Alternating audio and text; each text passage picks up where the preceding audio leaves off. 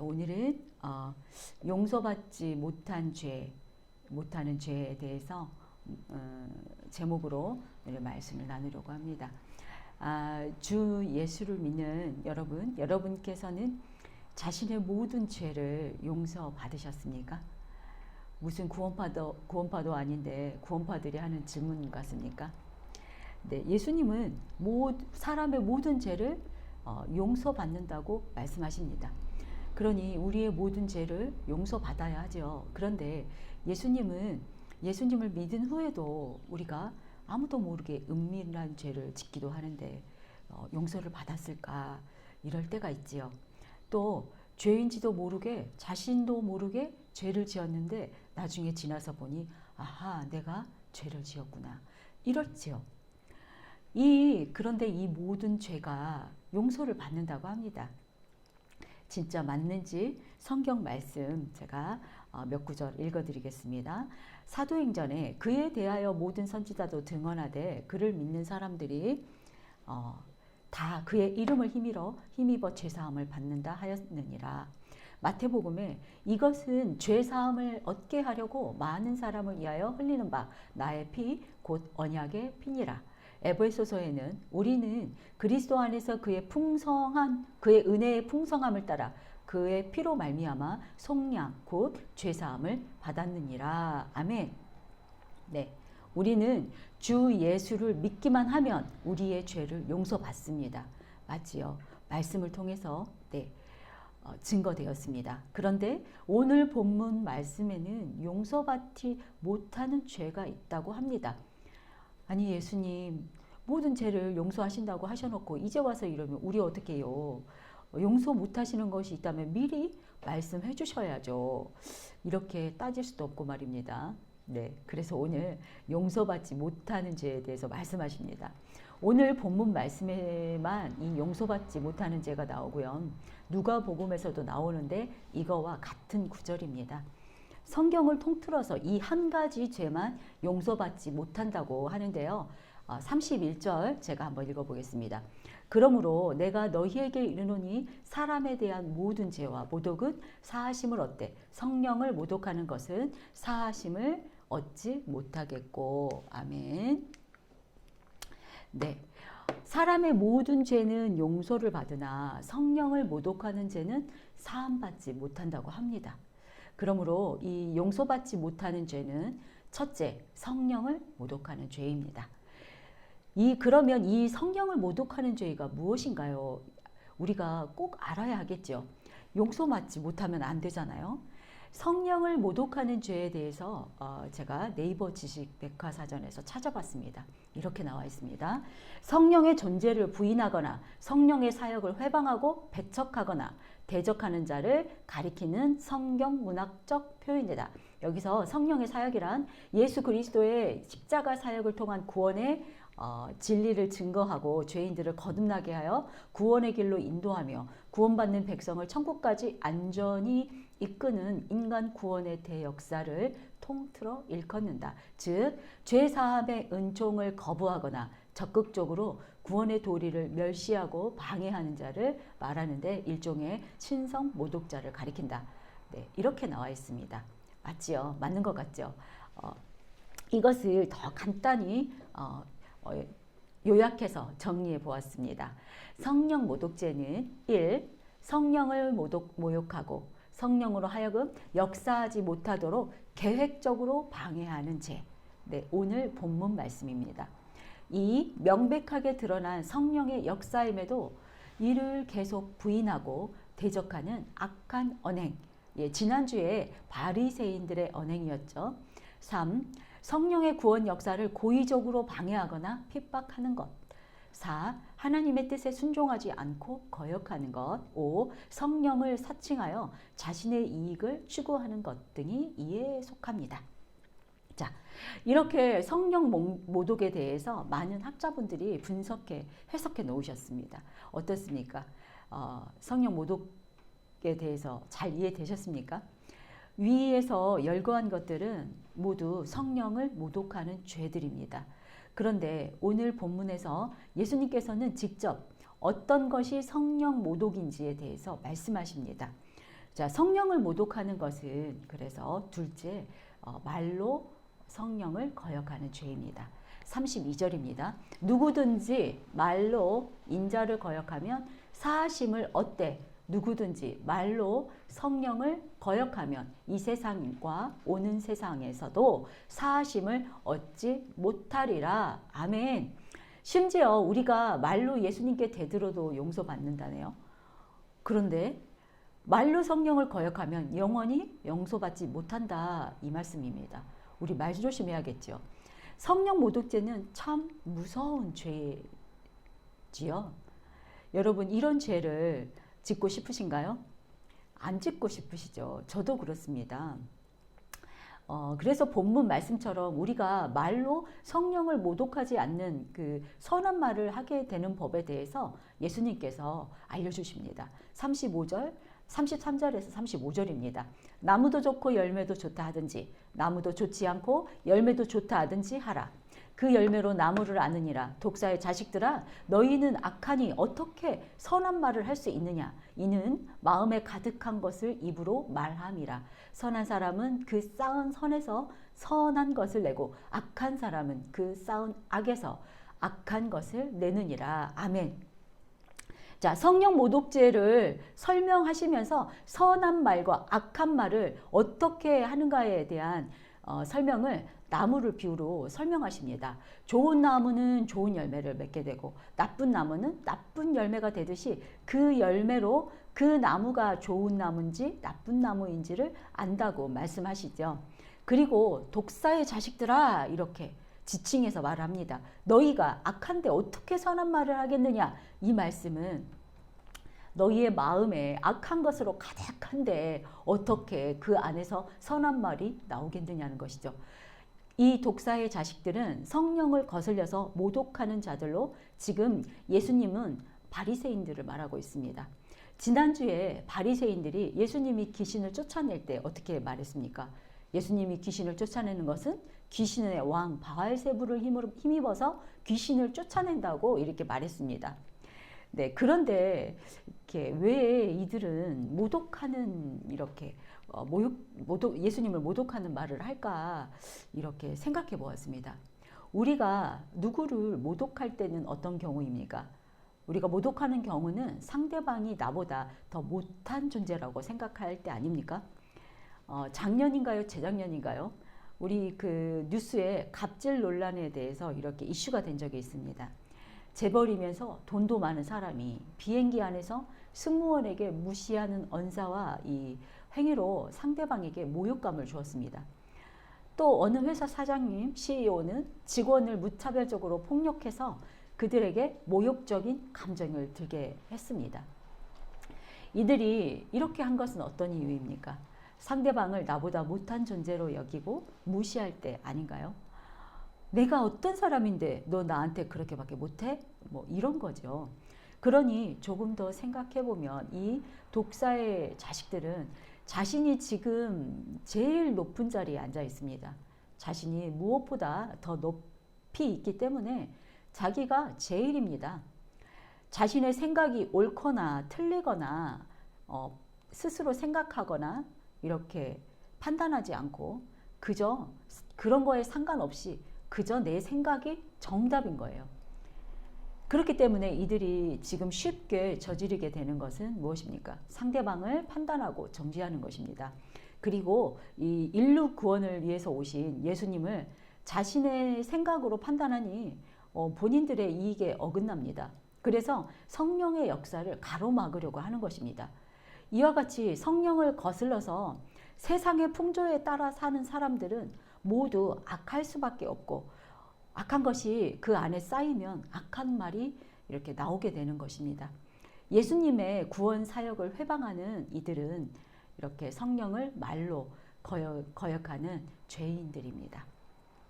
자, 반대로 선한 말을 하는 사람들은 어떻습니까? 35절입니다. 선한 사람은 그 쌓은 선에서 선한 것을 내고 악한 사람은 그 쌓은 악에서 악한 것을 내느니라. 아멘. 자, 선한 사람은 그 쌓은 선에서 선한 것을 낸다고 하는데 선한 사람들은 어떤 사람들일까요? 바울은 로마서에서 이렇게 말했습니다. 로마서 3장이죠. 기록된 바 의인은 없나니 하나도 없으며. 아멘. 성경에는 선한 사람이 없고 하나도 없다고 했습니다. 이 말은 사람에게는 선한 것이 하나도 없다는 뜻으로 해석해도 되겠죠. 그러므로 우리가 선에서 선한 말을 할 수 있는 사람은 하나도 없습니다. 우리가 선에서 선한 말을 할 수 있는 것이 아니라 우리 안에 선하신 성령님이 찾아오셔서 우리 안에 성령님이 가득 찰 때만 선한 말을 우리가 할 수 있습니다. 왜냐하면 이 세상에서 오직 삼위의 하나님만이 선하고 의롭기 때문입니다.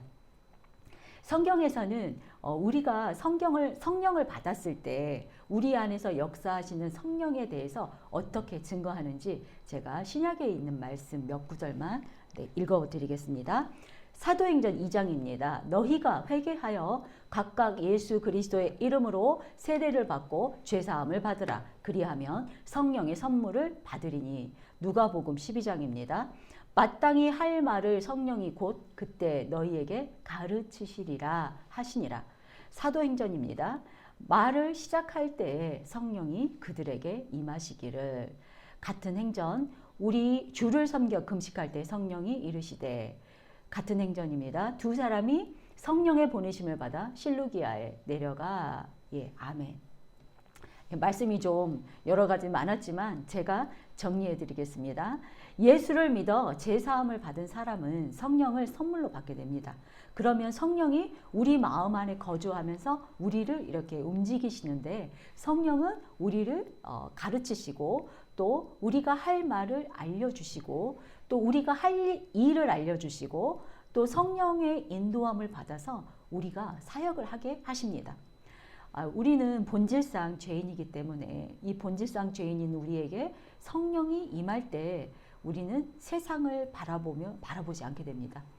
나의 악한 생각을 내려놓게 되고 나의 죄를 예수 십자가의 피로 죽이게 되고 성령님의 명령대로 순종할 수 있게 되고 우리에게서 구원을 전파하는 말, 선한 말이 나오게 됩니다. 이것이 바로 선한 사람, 또 성령의 사람들입니다. 그런데 왜 예수님은 말을 강조했을까 의문이 들지요. 마태복음 15장 11절입니다. 자, 입으로 들어가는 것이 사람을 더럽게 하는 것이 아니라 입에서 나오는 그것이 사람을 더럽게 하는 것이니라. 아멘. 네, 우리의 입술을 통해 나오는 말이 얼마나 악한지를 알게 되는 말씀입니다. 다시 한번 강조하지만 우리 안에 성령이 없다면 우리는 이렇게 저절로 악한 말이 나오게 되는 것입니다. 이런 말이 있습니다. 옛 어른들이 이렇게 말씀하셨죠. 마음을 고쳐 먹어라. 못된 행동을 하는 사람들에게 이렇게 말씀하셨죠. 그것은 우리의 말과 행동을 지배하는 것은 우리의 마음에 달려있기 때문입니다. 우리의 마음에 가득 채워진 것들이 결국은 이렇게 말로 나오기 때문이죠. 예를 들어보겠습니다. 예쁜 꽃을 우리가 어떤 예쁜 꽃을 봅니다. 우리는 예쁘다고 생각을 하지요. 그런데 우리가 봤던 그 예쁜 꽃을 사랑하는 남자친구가 이렇게 하나를 선물했다고 생각해 보십시오. 그럴 때 어떻게 말이 나옵니까? 예쁜 꽃 고마워. 너무너무 좋다. 뭐 이런 종류의 말을 하겠죠. 왜냐하면 그 마음에 아름답고 고마운 마음으로 가득 이렇게 찼기 때문입니다. 또 반대로 순간적으로 우리가 이렇게 더러운 것을 봤을 때 우리 말은 갑자기 이렇게 어떤 말이 튀어나옵니까? 으악, 으악, 이런 종류 아닙니까? 이것으로 우리가 성령을 비할 수는 없지만 결론은 우리가 해야 할 일은 앞에서 말한 것처럼 우리 마음을 선한 것으로 이렇게 선하신 성령님으로 가득 채워야 우리 입술에서 나가는 말들은 선한 것을 낼 수 있다는 것이겠죠. 그래서 결론은 성령 충만입니까?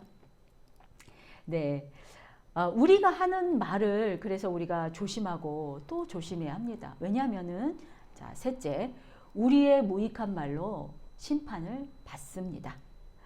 네, 우리가 했던 그 무익한 말로 우리를 심판을 받기 때문에 우리는 이렇게 언행을 조심해야 하겠죠. 자, 36절, 37절입니다. 내가 너희에게 이르노니 사람이 무슨 무익한 말을 하든지 심판 날에 이에 대하여 신문을 받으리니 내가 의롭다 함을 받고 내 말로 정죄함을 받으리라. 아멘. 이제 말로 의롭다 인정을 받기도 하고 심판을 받는다고 하니 여기서 우리가 해야 할 말과 또 무익한 말을 알아야 하겠습니다. 먼저 무익한 말은 무엇입니까? 앞에서도 계속 얘기했던 것처럼 바리새인들과 같이 구원의 역사를 거부하는 말이겠죠. 또 생명과는 관계없는 말일 것이고 또 하나님의 뜻에 순종하지 않는 말일 것입니다. 그리고 성령의 역사를 방해하는 말입니다. 우리가 단순히 나쁜 말, 고운 말 쓰기와 같은 단순한 이 언어 활동에 대해서 말하는 것이 아니라 하나님의 구원 역사를 계획적으로 방해하는 말이 바로 무익한 말이라고 합니다. 용서받지 못할 이 성령 모독죄이지요. 네, 반대로 의롭다 함을 받는 말은 어떤 말입니까? 로마서 10장 9절에 있는 말씀 제가 길지만 읽어드리겠습니다. 말씀이 내게 가까워 내 입에 있으면 내 마음에 있다 하였으니 곧 우리가 전파하는 믿음의 말씀이라. 네가 만일 네 입으로 예수를 주로 시인하며 또 하나님께서 그를 죽은 자 가운데서 살리신 것을 내 마음에 믿으면 구원을 받으리라. 사람이 마음으로 믿어 의에 이르고 입으로 시인하여 구원에 이르느니라. 아멘. 네, 정리하면 이렇습니다. 우리의 입술에 말씀이 있으면 그 마음에도 말씀이 있어서 그 말씀을 믿게 되는 겁니다. 예수님을 믿게 되어서 우리가 입으로 시인하게 되고 구원에 이른다는 말입니다. 결국은 우리가 믿음을 고백하는 말로 의롭다 함을 받는다고 했습니다. 이렇게 마음으로 믿고 입술로 시인하는 것을 의롭다 함을 얻어 구원에 이르는 것이고 이 모든 것이 바로 이 성령의 사역이고 예수님의 구원의 역사입니다. 이것이 우리들이 해야 할 믿음의 말이고 전파해야 할 말입니다. 이제 무익한 말과 의롭게 되는 말이 이제 확연하게 구분이 되셨죠. 간단히 말하면 예수님을 거부하고 반대하고 회방하는 자의 말은 심판을 받아 유죄 선고를 받는다는 무익한 말입니다. 이것이 바로 이 무익한 용서받지 못하는 말이 되는 것입니다. 그러므로 여러분 이제부터 우리가 믿음의 언어만 사용해야 하겠습니다. 그래서 우리의 삶 속에 적용해 보았습니다. 여러분 지금 여러분들 생각하고 있는 또는 마음을 차지하고 있는 것들은 어떤 것입니까? 어떤 언어입니까? 예를 들어 보겠습니다. 사촌이 땅을 사서 배가 아픈 마음입니까? 옆집 아저씨는 부장으로 승진했는데 우리 집 남편은 뭐 하는 거야? 라는 생각이 드십니까? 나는 왜 이렇게 못생겼을까? 이런 생각은 저도 합니다. 저 애는 맨날 놀러 다니는데 1등 했어. 혹시 컨닝한 거 아니야? 뭐 이렇게 우리가 세상을 살아가면서 이렇게 흔히 생각해 보는 것들 아닙니까? 우리의 삶의 현장에서 우리의 일상이 이렇게 성령의 언어가 안 된다는 뜻이기도 합니다. 죄로 덮인 세상에서 이런 생각들을 마귀가 우리의 생각 속에 뿌려놓기 때문에 가만히 있으면 자연적으로 이런 생각들을 하게 되고 마음에 가득 찰 수밖에 없습니다. 이런 생각들을 우리 마음속에 계속 채우다 보면은 우리의 의지로 아무리 안 하려고 노력을 해도 언젠가는 이런 말들이 입 밖으로 나오게 됩니다. 성령의 역사는 관계가 먼 말들입니다. 우리가 하지 말아야 될 말들입니다. 그러나 이런 생각이 잠깐 들더라도 마음에 가득 채우지만 않으면 입으로 나올 일은 없습니다. 그러니 이런 생각이 들어오고 죄가 들어올 때마다 우리의 연약함을 알기 때문에 예수님께 나아가서 회개함으로 죄의 열매를 맺지 않도록 해야 합니다. 그래서 우리의 마음을 선한 것으로 가득하게 이렇게 하기 위해서는 우리의 선하신 성령님이 우리 마음에 찾아와 주셔야 되겠죠. 그래야 우리의 마음이 성령님으로 가득 채워지고 선한 것으로 채울 수 있습니다. 자, 이렇게 성령님이 중요한데 성령님을 어떻게 내 마음에 가득 채울 수 있습니까? 자, 마태복음 3장에서 수많은 바리새파 사람과 사두개파 사람들이 세례를 받으러 왔습니다. 왔을 때 세례 요한이 한 말입니다. 마태복음 3장에 있는 말입니다. 독사의 자식들아, 누가 너희에게 다가올 하나님의 벌을 피하라고 일러주었느냐? 너희는 회개의 열매를 맺어라. 아멘. 자, 바리새파와 사두개파 사람들이 이렇게 세례 요한에게 와서 물 세례만 받고서 이 천국 백성이 되려고 하니까 세례 요한이 꾸짖어서 회개하라고 합니다. 단순히 교회만 나오는 것이 아니라 내가 가지고 있는 죄의 문제를 정확하게 해결하라는 처방이었습니다. 회개는 돌이키는 것이지요. 우리가 세상에서 살다가 세상에서 하나님께로 돌이키라는 뜻입니다. 그리고 그 열매는, 회개의 열매는 무엇입니까? 회개의 열매는 바로 성령입니다. 사도행전 2장에 베드로가 이르되 너희가 회개하여 각각 예수 그리스도의 이름으로 세례를 받고 죄 사함을 받으라. 그리하면 성령의 선물을 받으리니. 아멘. 회개의 열매는 성령을 선물로 받습니다. 성령이 임하면 나의 욕심과 내가 가진 것을 또 내 생각을 포기할 수 있게 됩니다. 이 악한 세대에서 악한 세상에 물들지 않고 이렇게 성령으로 살아갈 수 있게 합니다. 이것이 선한 말을 하게 하는 성령이 충만한 것이고 우리의 구원의 길입니다. 우리 모두 회개해서 성령의 열매를 맺어야 하겠습니다. 자, 그래서 나에게 성령이 꼭 계셔야 하겠습니다. 하지요. 그렇죠. 그래서 우리가 오늘 나를 돌아보게 됩니다. 저와 또 여러분은 지금 회개한 사람입니까? 네, 회개한 사람 맞습니다. 하지만 지금 점검해 보십시오.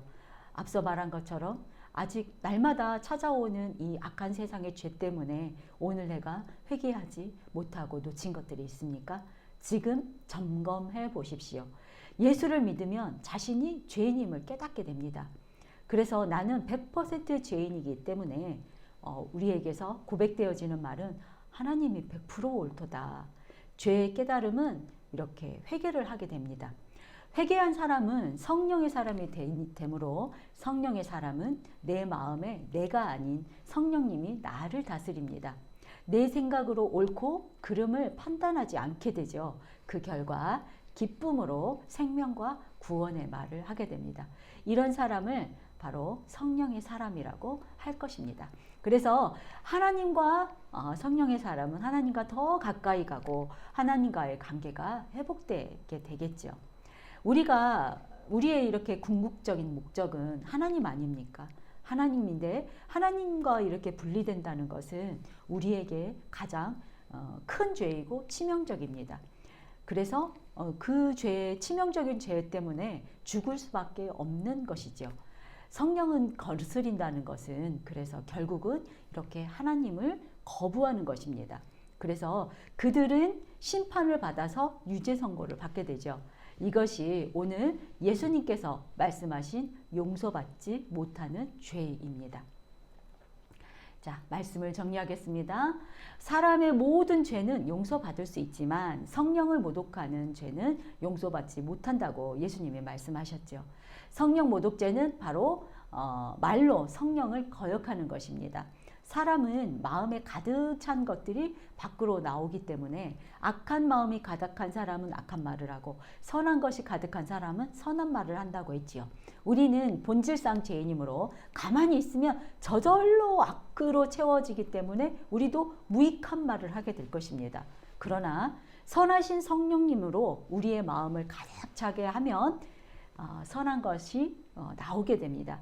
그렇게 하면 나의 악함을 보고 회개하고 또 성령이 임해야 우리가 그렇게 할 수 있겠지요.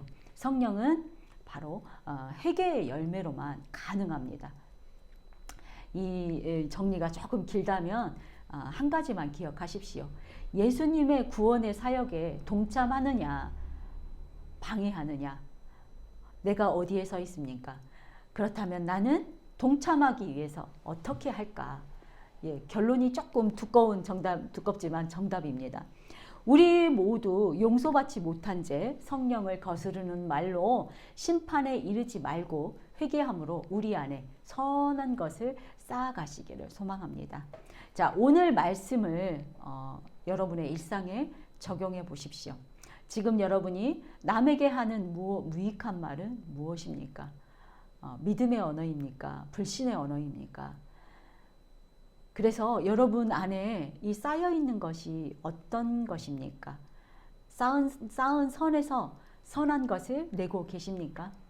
그러기 위해서 여러분은 어떤 회개를 하고 계십니까? 자, 지금 내가 이 시점에 내가 어디에 좀 서 있는지 깊이 묵상하시면서 나의 입술이 선한 입술이 되기를 소망하시면서 기도하시겠습니다.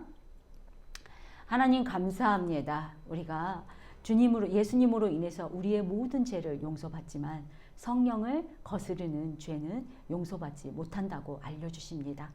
그 주인공이 바로 예수님입니다. 예수님을 거역하는지 예수님을 따르는지에 따라서 저희가 용서받고 용서받지 못한다는 것을 알게 하셨습니다. 우리가 주님께서 주님만 따르고 주님을 전하는 입으로 선한 말을 하기 위해서 주님 저희를 찾아와 주십시오. 저희의 죄됨과 연약함을 아시오니 찾아와 주셔서 우리의 죄를 보게 하시고 죄를 깨달아 알게 하시고 주님 회개의 능력도 주님께서 더하여 주셔서 우리가 회개함으로 성령을 힘입어 주님 이 악한 것들을 우리 안에서 모두 내쫓기를 원합니다. 주님 저희를 찾아와 주시옵소서. 우리의 죄를 다시 한번 보게 하시고 날마다 짓는 죄로부터 주님 날마다 회개케 하여 주시옵소서.